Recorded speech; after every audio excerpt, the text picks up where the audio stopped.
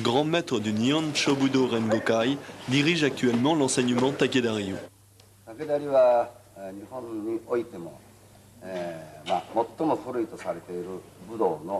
L'école Takeda-ryu est un très vieux budo. Ses origines remontent au clan seigneurial des Minamoto, les ancêtres de la famille Takeda. L'empereur Minamoto créa cette école. C'est une des plus vieilles écoles au Japon.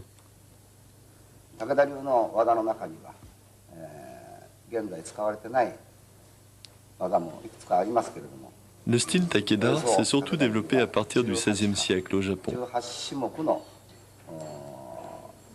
À cette époque, 18 disciplines étaient pratiquées. Certaines techniques étaient destinées à mettre en péril la vie de son adversaire. Actuellement, on ne pratique plus que 10 ou 12 disciplines dans notre école.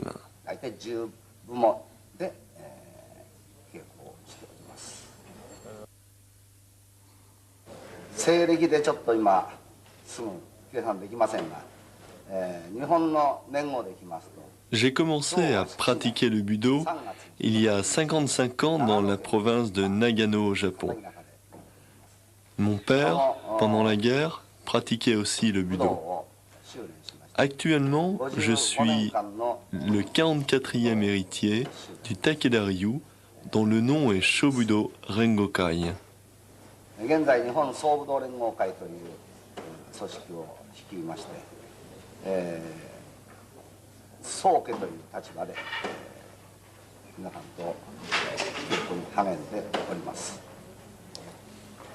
Soke Nakamura est une des grandes figures du budo contemporain au Japon.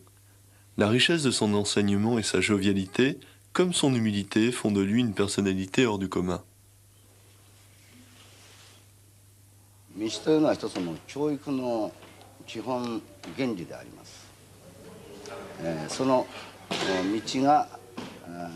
La voie du budo est la base de l'éducation. La recherche de l'harmonie se fait à travers la voix. Bien entendu, les techniques sont essentielles, leur apprentissage est important, mais par-dessus tout, ce qui compte, c'est l'esprit. Chacun doit tracer son chemin au travers de sa pratique. Le plus important, c'est le comportement, la politesse, le respect. C'est à chacun de tracer sa voie. Petit à petit, le Bujutsu s'est transformé en budo, ce qui a conduit inexorablement à perfectionner son esprit avant sa technique.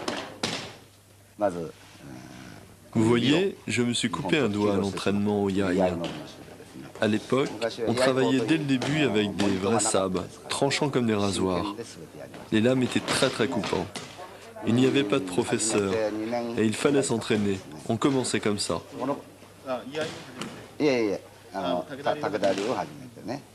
L'esprit doit être fort, surtout à l'époque du samouraï. L'esprit de vigilance devait être très développé. Lorsque l'on commence le Takeda-ryu, il faut attendre 2 ans avant d'apprendre à manier le sabre. Actuellement, on a tendance à apprendre trop vite. On se surestime souvent et c'est à ce moment-là qu'interviennent les incidents. Je me suis aussi cassé les dents à l'entraînement d'Aikijutsu. On ne peut bien apprendre que progressivement. Il faut savoir rester humble. La perfection ne s'obtient qu'après un travail studieux et long.